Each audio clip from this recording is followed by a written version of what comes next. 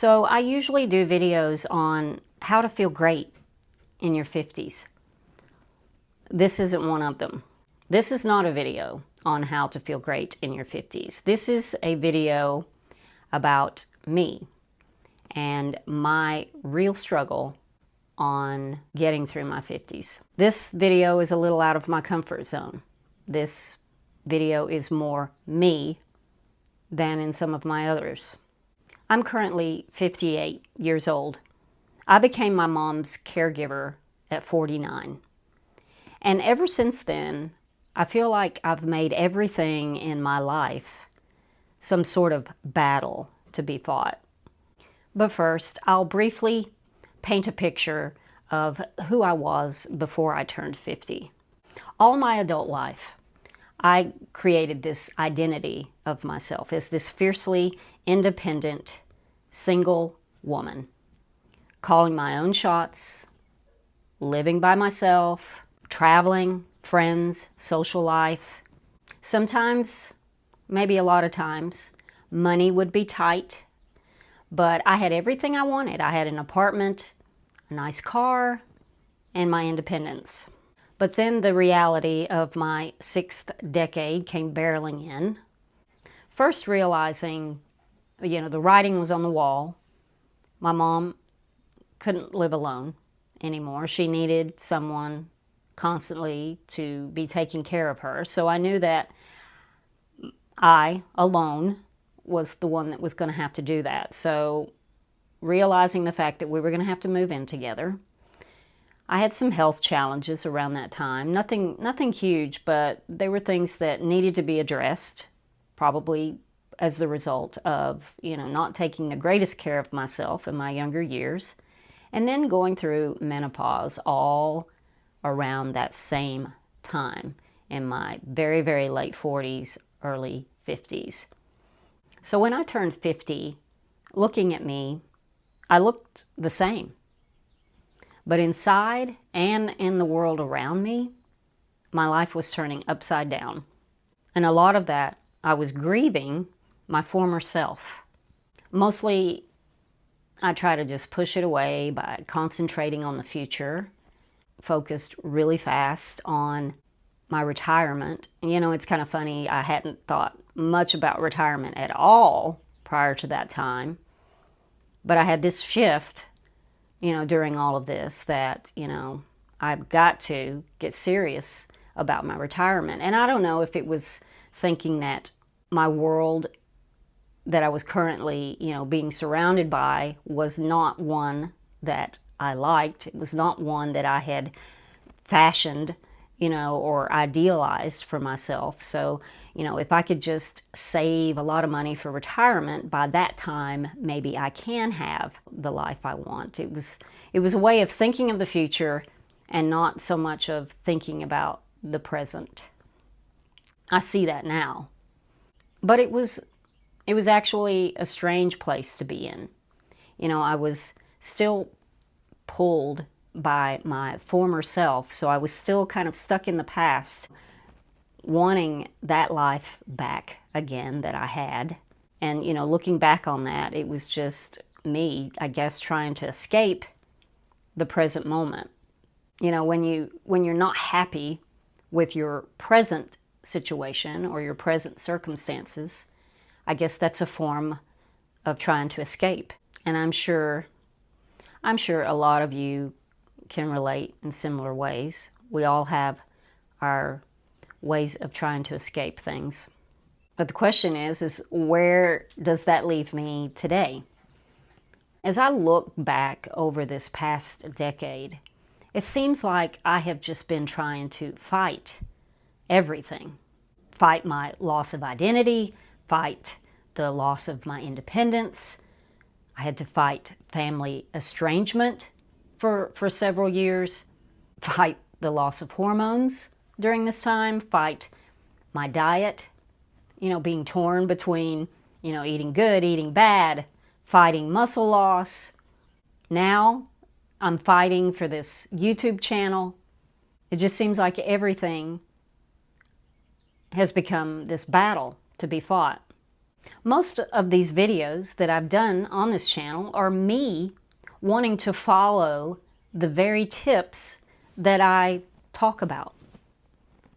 They're not so, they're not as much for you as they are mainly for me, because it's what I listen to all the time. It's the podcasts that I choose and the blogs that I read on how to improve my life in my 50s, how to improve my health, how to save for retirement when you're really behind, in doing that, how to make up for mistakes.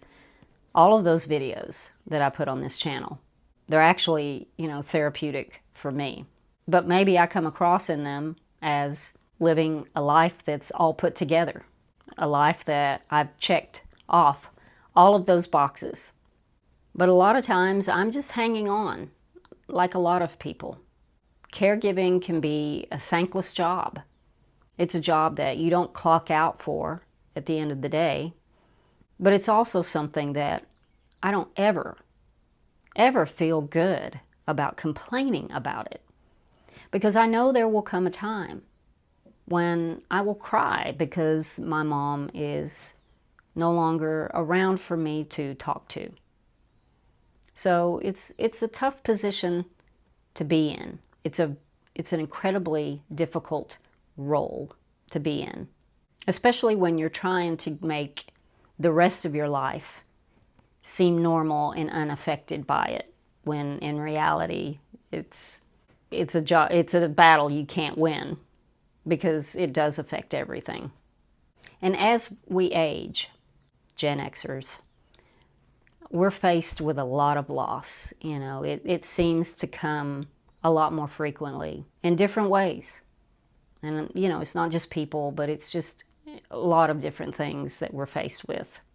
So how do we bridge that gap between, the loss of the past, the loss we feel we'll experience in the future, versus the hope we have for the future, when really the present, today, that's really all we possess. But weeks like the one I've had, when I'm just really down, feeling sorry for myself, tired, this is what I see when I look at today. I see someone who has spent her entire 50s being a caregiver. And the thing is that I don't even consider myself a great caregiver at that. I'm tired. I get irritable sometimes. I get impatient. I see someone who can't relax in her own home. A person who struggles to eat right, who struggles to exercise, who struggles to read her Bible every day. And this YouTube channel, it's a lot of work. And some may say, well, if you're so busy, if you're, struggling so much, why are you, doing this YouTube channel? I started this YouTube channel last year because I wanted something that was just my own. Something that would challenge me, something that I could do that would, be fun, new. Something I could do here at home that wouldn't take me out of the house. But it's a lot of work for someone who is extremely busy already, working outside of the home full-time, taking care of my mom, other things. It's a lot. And to be honest, I can look at the return, the results, the views that I get from the videos, and I can get really down on that as well. There are days when I can see YouTube is not giving me anything in return for the hard work I put into it. But the thing is that YouTube never promised me anything in return for that anyway.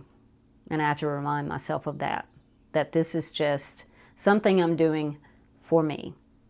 And then there are times when I feel bad because I feel ungrateful for the blessed life that I have, because I do have so much to be grateful for. And I know that if I will just remind myself of those things, then I can get myself, out of the funk that I'm in.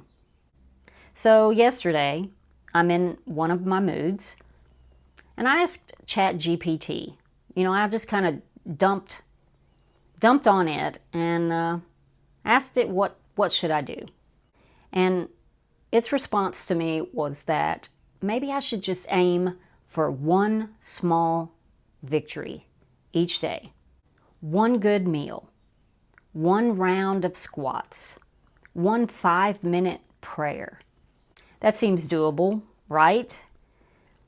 But then, it just kept typing up its response. And what happened next was kind of interesting. ChatGPT was trying to cheer me up. And I'm going to read to you what it actually responded and said to me. And Sherry, I just need you to know, it's okay to be tired. It's okay to be overwhelmed. It's okay to feel like you're losing, because you're still here, you're still trying, and that means you haven't lost. But maybe it's time to lay down some of the weapons, to stop swinging so hard, and to say that this is enough for today. I'm enough for today. So I'm going to end this video on that note. And this is a day in the life of this Gen X life. I know I'm not giving up. And I know me. I'm not through fighting for the things that I believe in, for the things that I want. And I hope you don't either. I will see you in the next video. I hope you have a great week. Bye.